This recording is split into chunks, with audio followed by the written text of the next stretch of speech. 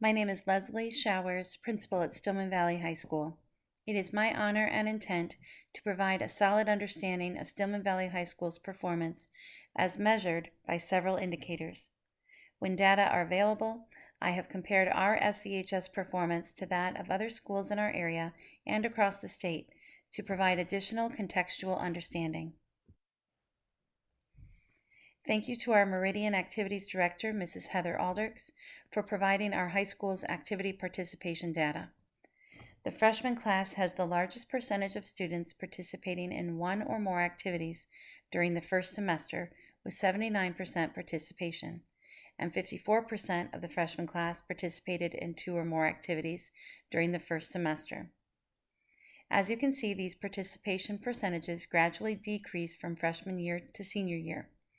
In our current senior class, 55% of the class participated in one activity, and only 32% participated in two or more activities during the first semester this school year. Mrs. Alderks works closely with our students, coaches, and advisors to promote our activities and athletic programs. She and Mr. Jeff Foltz also created the 12 Plus Student Award this year to recognize our high school students who participate in a minimum of 3 activities per school year in an effort to encourage our students to invest in a more comprehensive high school experience. Thank you to SVHS Assistant Principal Mr. Jeff Foltz for providing our discipline data. There were not many bright spots in our 2016-2017 discipline report for Stillman Valley High School. This past school year, there were significant increases in after-school detentions by 54%, Saturday school detentions by 22%, and in-school suspensions by 20%. Unfortunately, most of those increases were attributed to this year's sophomore class or last year's freshman class, which accounted for 46% of all disciplinary referrals.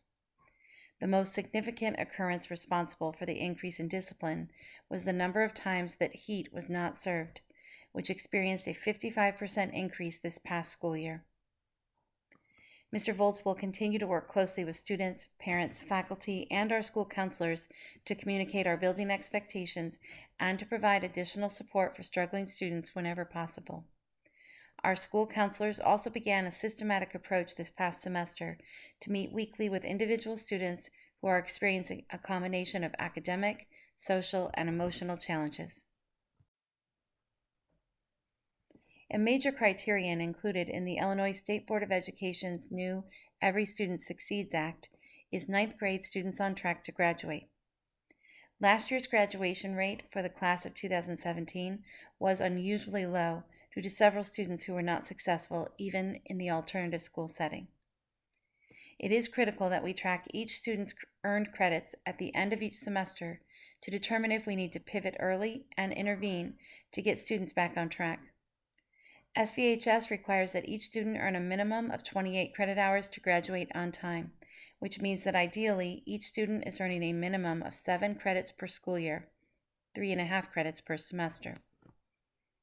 To better meet the needs of our students, we are excited to offer Flex, the alternative online night school program at SVHS beginning this semester for students who need credit recovery. Our teacher leaders and departments also evaluated our current courses during the first semester this year to determine if we are meeting the needs of all students to be college and career ready. Our math team is recommending a differentiation between our traditional college prep algebra course and a career ready algebra course beginning with the 18-19 school year. We are also working with Rock Valley College to offer a dual credit environmental science course at SVHS next year, as well as college level remediation math course at SVHS to better prepare our students for a 2 or 4 year college math course. It is important to track our low socioeconomic rates because students with low SES often have different subsets of strengths and potential issues. Another reason to track these numbers is that a large amount of research has been conducted indicating that as low SES numbers rise in a school or district, student achievement should drop. Hence, they are inversely correlational. In comparison to low SES high schools in Illinois, it is worth noting that while we have experienced a 2-year decline in our low SES population, The included high schools experienced increases.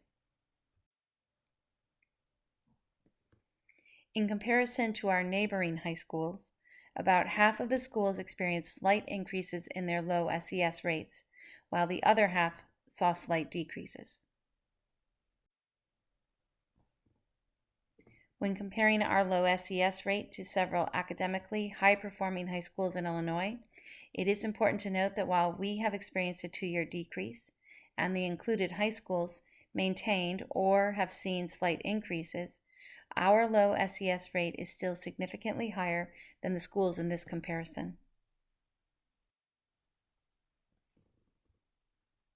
Schools self-report for their graduation rate, and since 2011, the formula is as follows: the number of graduates for a given year divided by the number of first-time ninth graders in the fall 4 years prior, plus students who transfer in, minus students that transfer out, emigrate, or pass away during the 4 years following their first enrollment in high school. Students with disabilities that stay in school to the age that they are legally permitted to do so do count against graduation rate data. In comparison to similar low SES high schools, our 12-year grad rate average is similar to most, higher than 2, and almost 4 percentage points lower than Hampshire High School. In comparison to neighboring high schools, our 12-year graduation rate average is higher than most, but lower than Byron, Oregon, and Genoa-Kingston high schools. In comparison to academically high-performing high schools in Illinois, our 12-year grad rate average is 2 to 6 percentage points lower than all of the included high schools, other than Hononegah. While the SVHS graduation rate over the past 9 years has averaged over 93%, our 2017 grad rate was significantly lower. Based on individual data, it is essential that we intervene earlier in a student's high school career to address credit deficiencies before a student's opportunity to graduate on time is out of reach. It's also worth mentioning that a high school's graduation rate is yet another criterion now included in ISBE's Every Student Succeeds Act. ACT Incorporated has attempted to answer the question, what does a student need to score on each subsection of the ACT to have greater than 50% likelihood to be successful in content area courses of that nature in college? ACT Incorporated has backwards engineered these benchmark scores. Since so many college students have taken the ACT for college entrance, ACT has been able to track students that have been successful in their entry-level courses and then attach the ACT score they achieved while in high school. This leads to each subsection having one score, which becomes the college readiness benchmark. The benchmarks are as follows: English, 18. Math, 22. Reading, 22. Science, 23. Beginning with the 2015-2016 school year in Illinois, the ACT became optional and unfunded by the state for the first time in nearly 15 years. This component of the data analysis will continue to be included, but the data will only represent the students in the junior class that elect to take the ACT on their own each year, since it is no longer free and required by the state. The 2016-2017 school year was the first year of the new Illinois required SAT exam for all juniors. Neither the ACT nor the SAT were provided by the state in 2015-2016, so 55% of our class of 2017 took the ACT on their own. Currently, only approximately 10% of the class of 2018 has taken the ACT. While our class of 2017 and 2018 ACT scores show dramatic increases, it is necessary to remember that our data, along with ACT data across the state, is skewed by the limited number of students in both grad classes who chose to take the exam.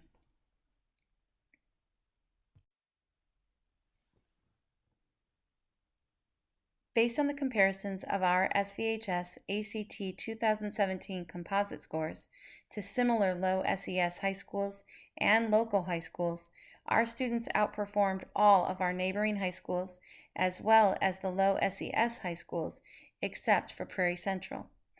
This is outstanding and a tribute to the instructional vision and strengths of the SVHS faculty and staff. Our students performed equally well with Hananiga High School, but significantly lower than all of the other high-achieving high schools included in our comparative data. So we will continue to strive for excellence and opportunity at SVHS. The SAT is based on a 1,600-point scale with two sections, math and evidence-based English, reading, and writing, scored between 200 and 800. And the optional essay evaluated separately. With the new SAT, there is no penalty for wrong answers. So your raw score is the sum of the number of questions you answer correctly. Raw scores are converted to scaled scores, which are used to determine percentile ranks. The percentile indicates how well you did compared to other test takers. For example, if you score in the 72nd percentile, you did better than 72% of test takers. Our students in the class of 2018, the first class to take the required SAT, performed very well in comparison to similar low SES high schools, outperforming all of the compared schools except for Wakanda, with whom we tied. The SVHS class of 2018 significantly outperformed most of the local high schools, only slightly underperforming to Byron and Pecatonica.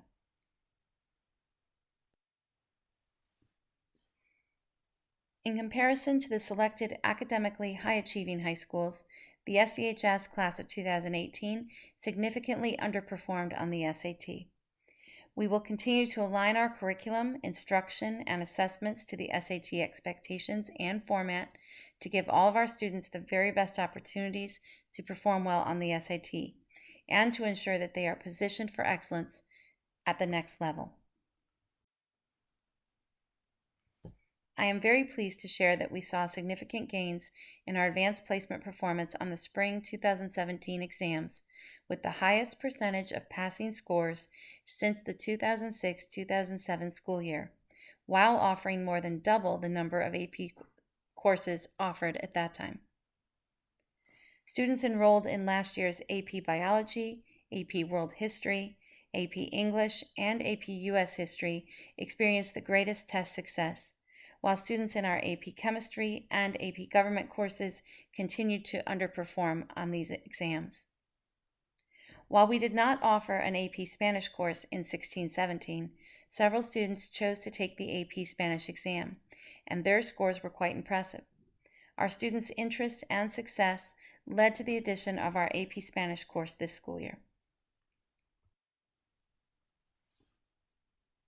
The action plan associated with our social and emotional wellness SIP goal has an overarching emphasis on cultivating a positive school culture. Our key action plan steps involve aspects of student leadership within the building, proactive small groups, tailored individual meetings, and strategic programs provided by our SVHS school counselors to address the academic, social, and emotional needs of our students. An adult mentor program that relies on our outstanding faculty and staff going the extra mile for our students in credit crisis, and an increased student investment in school activities and athletics.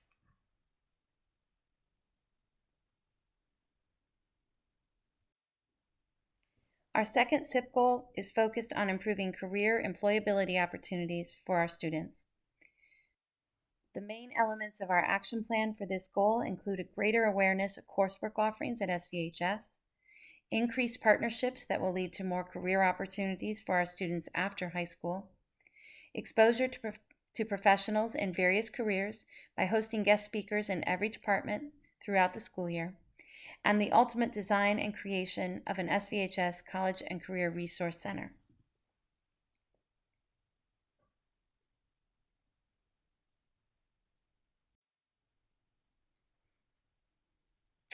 So, our focus at Stillman Valley High School. We will continue to focus on our school improvement plan goals, which revolve around social and emotional wellness for all, and career readiness and employability.